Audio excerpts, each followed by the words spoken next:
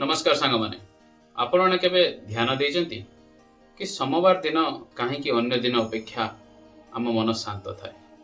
कहीं सोमवार दिन शिव मंदिर रे अन्य दिन अपेक्षा अधिक भीड़ होता है। से सोमवार दिन शिवंकर कहीं केते पसंद।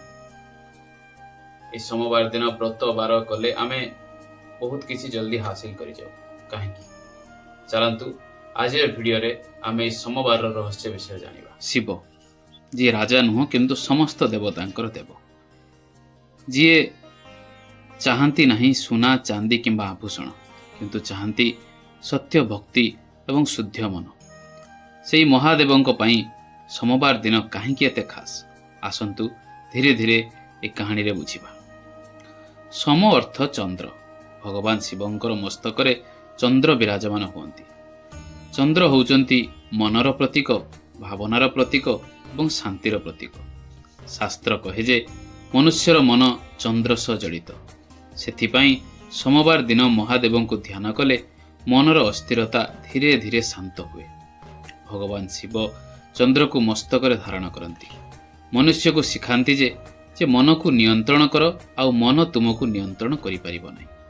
सेहिथिपाई सोमवार मन शुद्ध करिवार दिन बोली आमे भाबिता। भक्त माने शिवलिंग रे क्षीर जल एवं बेलपत्र अर्पण करती। किंतु काहींकी केबे भाबिचंती? जल जल होउची जीवनर प्रतीक। शिवलिंग रे जल ढालिबार अर्थ हेउची हे महादेव मो जीवन को शुद्ध कर बोली। क्षीर क्षीर होउची शांति आउ पवित्रतार प्रतीक।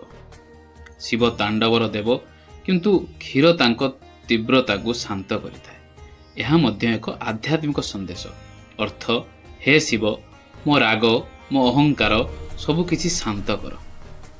सेही भली बेलपत्रर मध्य तीनोटी पत्र थाए। गोटे हला सत्व, रज एवं तम।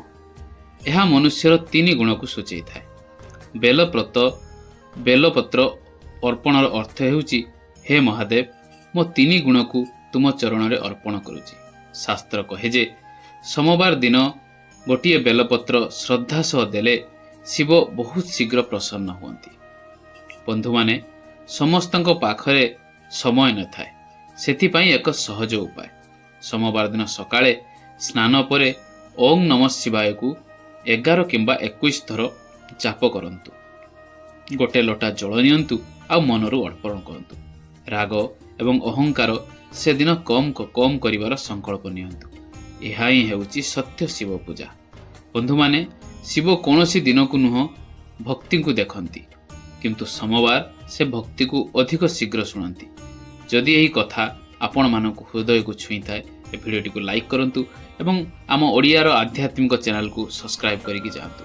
हर हर महादेव, जय शिव शंकर।